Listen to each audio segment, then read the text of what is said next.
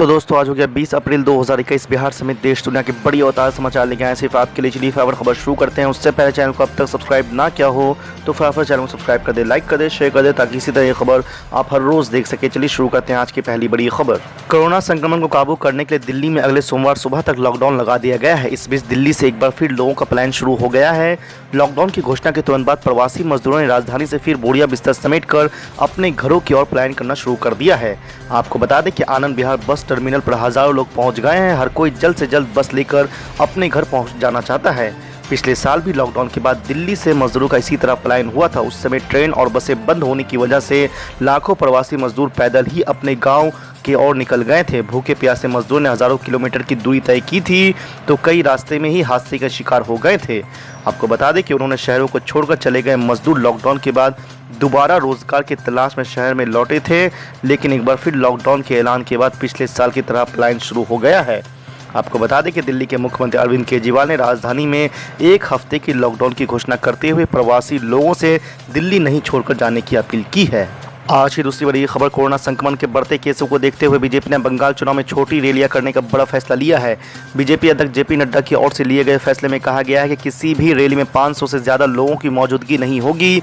यहां तक कि पीएम नरेंद्र मोदी और अन्य केंद्र मंत्रियों की जनसभाओं को लेकर भी ये नियम लागू रहेगा। पार्टी की ओर से बताया गया है कि ये सभी सभाएं खुले स्थान में ही होंगे और इस दौरान ये सुनिश्चित किया जाएगा कि कोरोना के प्रोटोकॉल का सख्ती से पालन किया जाए। आपको बता दें कि बंगाल चुनाव में 5 चरणों का मतदान हो चुका है और 3 राउंड अभी भी बाकी है। रैलियों में लोगों की संख्या को सीमित करने के साथ ही बीजेपी ने 6 करोड़ मास्क और सैनिटाइजर भी बांटने का फैसला लिया है। इसके अलावा पार्टी ने देश के सभी राज्यों में अपनी ओर से कोविड-19 हेल्प डेस्क और हेल्पलाइन शुरू करने का भी फैसला लिया है। आपको बता दें कि हाल ही में कांग्रेस नेता राहुल गांधी ने पश्चिम बंगाल में अपनी सभाएं रैलियों को स्थगित करने का ऐलान किया था। इसके अलावा ममता बनर्जी भी अपने कार्यक्रम को सीमित करने का फैसला कर चुकी है। आज की तीसरी बड़ी खबर। देश में कोरोना से जंग के लिए वैक्सीनेशन के अभियान को सरकार ने तेज करने का फैसला लिया है। अब 1 मई से 18 साल से अधिक आयु के सभी लोगों को कोरोना का टीका लगेगा। पीएम नरेंद्र मोदी की अध्यक्षता में सोमवार को हुई मीटिंग में यह फैसला लिया गया है।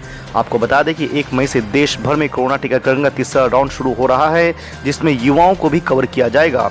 अब तक 45 साल से अधिक आयु के लोगों को ही टीका लगाया जा रहा था। हालांकि दिल्ली, पंजाब और महाराष्ट्र जैसे राज्यों के मुख्यमंत्रियों की ओर से युवाओं को भी टीका लगाए जाने की मांग की गई थी। आपको बता दें कि पीएम नरेंद्र मोदी के देश के शीर्ष डॉक्टरों के साथ विचार मंथन के बाद ये फैसला लिया गया है। पीएम नरेंद्र मोदी ने कहा है कि सरकार बीते 1 साल से प्रयास कर रही है कि देश में ज़्यादा से ज़्यादा भारतीयों को कम से कम समय में वैक्सीनेशन दी जा सके। इस मीटिंग में घरेलू कंपनियों को वैक्सीनेशन के अधिकतम उत्पादन के लिए प्रेरित किया जाएगा। इसके अलावा अन्य भारतीय और विदेशी वैक्सीनेशन को भी मंजूरी देने की बात शामिल है। आज की चौथी बड़ी खबर। पश्चिम बंगाल में कांग्रेस के अध्यक्ष अधीर रंजन चौधरी ने चुनाव आयोग से मांग की है कि राज्य में मतदान को रमजान खत्म होने और कोरोना संक्रमण पर लगाम लगने तक टाल दिया जाए। उन्होंने कहा है कि चुनाव आयोग को यह तय करना चाहिए कि चुनाव और लोगों की जिंदगी में प्राथमिकता किसे देनी है। आपको बता दें कि देश के मुख्य चुनाव आयुक्त सुशील चंद्रा को लिखे लेटर में कांग्रेस नेता ने कहा है कि पूरे देश में कोरोना महामारी फैल रही है और चुनावी राज्य पश्चिम बंगाल इससे बचा हुआ नहीं है। इस गंभीर स्थिति में कृपया आप फैसला लें कि क्या लोगों की जिंदगी से अधिक चुनाव का प्राथमिकता है। उन्होंने आगे लिखा कि सभी संसाधन का इस्तेमाल कोरोना मरीजों को बिस्तर, दवा और टीकाकरण उपलब्ध कराने के लिए किया जाए। हमें यह फैसला करना चाहिए कि सबसे ज़्यादा ज़रूरी क्या है, लोगों की ज़िंदगी या जनप्रतिनिधियों का चुनाव। आपको बता दें कि अधीर रंजन चौधरी ने 2 प्रत्याशियों के मौत का हवाला देते हुए चुनाव को रमज़ान बाद तक टालने की अपील की है। आज की 5वीं बड़ी खबर। ऑल इंडिया मजलिस इत्तेहादुल मुस्लिमीन के अध्यक्ष असदुद्दीन ओवैसी ने कहा है कि 4 राज्य पश्चिम बंगाल, असम, पुदुचेरी और तमिलनाडु में विधानसभा चुनाव के नतीजे आने के बाद भारत को फिर से देशव्यापी लॉकडाउन नहीं लगाना चाहिए। असदुद्दीन ओवैसी ने रविवार को अपने एक ट्विटर पर एक वीडियो क्लिप पोस्ट किया है। इस वीडियो में वो कहते नजर आ रहे हैं कि यदि प्रधानमंत्री नरेंद्र मोदी एक बार फिर से भारत में कोरोना लॉकडाउन लगाते हैं तो ये एक गलती होगी। इस वीडियो में असदुद्दीन ओवैसी ने कहा है कि मुझे उम्मीद है कि प्रधानमंत्री देश में असम, पश्चिम बंगाल, तमिलनाडु और असम में विधानसभा चुनाव के लिए चुनाव परिणाम घोषित होने के बाद लॉकडाउन की घोषणा नहीं करेंगे। उन्होंने कहा कि लॉकडाउन जैसी पाबंदियों को लागू करना गरीबों के साथ एक विश्वासघात होगा। असदुद्दीन ओवैसी ने दावा किया कि पिछले साल लगे देशव्यापी लॉकडाउन में 10 करोड़ गरीबों को अपनी नौकरी गंवानी पड़ी थी। किसी भी एक जगह पर आ जाओ, मैं बताने तैयार हूं कि हमारे वतन अजीज के इंडियन मुस्लिम्स का अपीजमेंट नहीं हुआ है, इंडियन मुस्लिम्स का एक्सप्लॉयटेशन हुआ है, इंडियन मुस्लिम्स का अपीजमेंट नहीं हुआ है, इंडियन मुस्लिम से डिस्क्रिमिनेशन हुआ है, इंडियन मुस्लिम से अपीजमेंट नहीं हुआ है, इंडियन मुस्लिम्स को बर्बादी के दहाने तक पहुंचा दिया गया है। इंडियन मुस्लिम्स का अपीजमेंट नहीं हुआ है। इंडियन मुस्लिम के छोटे बच्चे और बच्चियों को स्कूल का ड्रॉप आउट उनका मुकद्दर बना दिया गया है। इंडियन मुस्लिम से अपीजमेंट नहीं हुआ है। इंडियन मुस्लिम्स को एब्जेक्ट पॉवर्टी में गुर्बत उनका मुकद्दर बना दिया गया है। इंडियन मुस्लिम से अपीजमेंट नहीं हुआ है। इंडियन मुस्लिम से पॉलिटिकल डिस्क्रिमिनेशन हुआ है।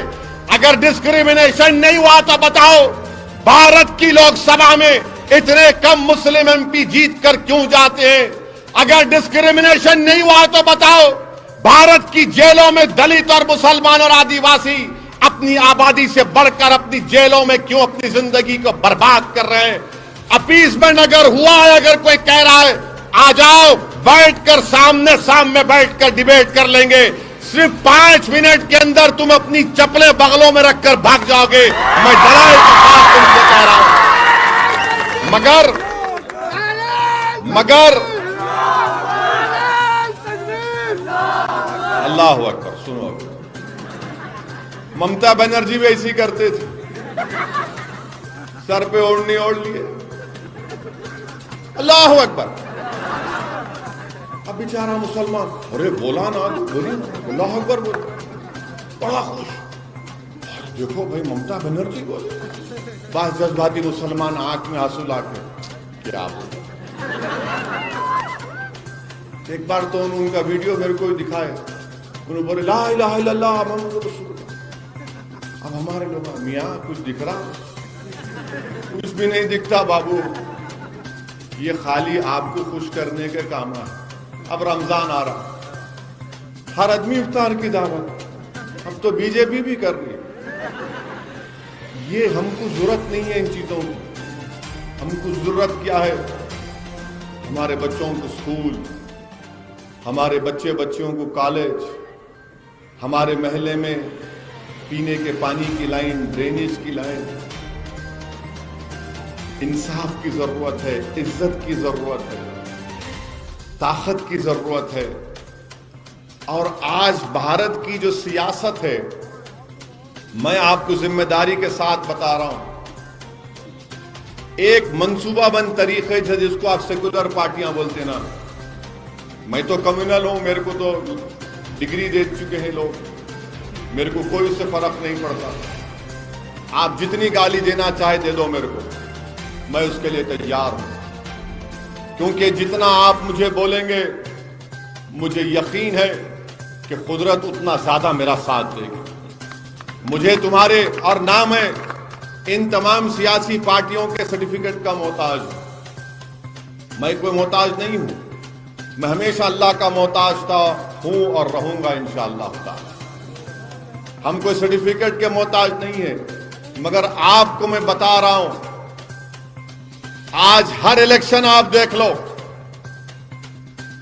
बंगाल का इलेक्शन हो रहा, वहां पर टीएमसी की हुकूमत ने अपने इलेक्शन मैनिफेस्टो में लफ्ज मुसलमान को लिखना गवारा नहीं किया। आसाम में इलेक्शन हो रहा है, मगर वहां पर डराया जा रहा है कि कोई मुसलमान सीएम ना बन जाए। तमिलनाडु में इलेक्शन हो गया और वहां पर वो अन्नादुराई की सरजमीन, पेरियार की सरजमीन, सूर्यवंशी साहब जानते हैं पेरियार और अन्नादुराई कौन थे। वहां पर डीएमके अपने इलेक्शन मैनिफेस्टो में बोलती है कि हम उन लोगों को 25,000 से 1 लाख रुपया देंगे जो काशी और मथुरा और दीगर मंदिरों को जाएंगे। 1,000 करोड़ रुपये उन मंदिरों को देंगे जिसमें द्रविडियन आर्किटेक्चर है। मेरे अजीज दोस्तों और बुजुर्गों, मुझसे 2 दिन पहले एक मोहतरमा जर्नलिस्ट है, सहाफी है, उन्होंने मुझसे इंटरव्यू किया और पूछा कि असद साहब आप बहुत बोलते हैं लोगों को। मैंने कहा हाँ बोलता हूं। तो बोले नहीं, क्या कैंसर का मुकाबला करना है या टाइफाइड या टीबी का मुकाबला करना है? मैंने कहा मैडम बुरा मत मानिए, एक बात बोलता हूं मैं आपको। बोले बोलिए। हमारे पास हम बचपने से देख रहे कि टाइफाइड टीबी है, खत्म ही नहीं हुआ, अब तक है। है ना, बचपन में सुन रहे हैं ना, टाइफाइड, टीबी, कैंसर तो अब फैल रहा, वो भी फैल रहा। बोला क्या करेंगे अब?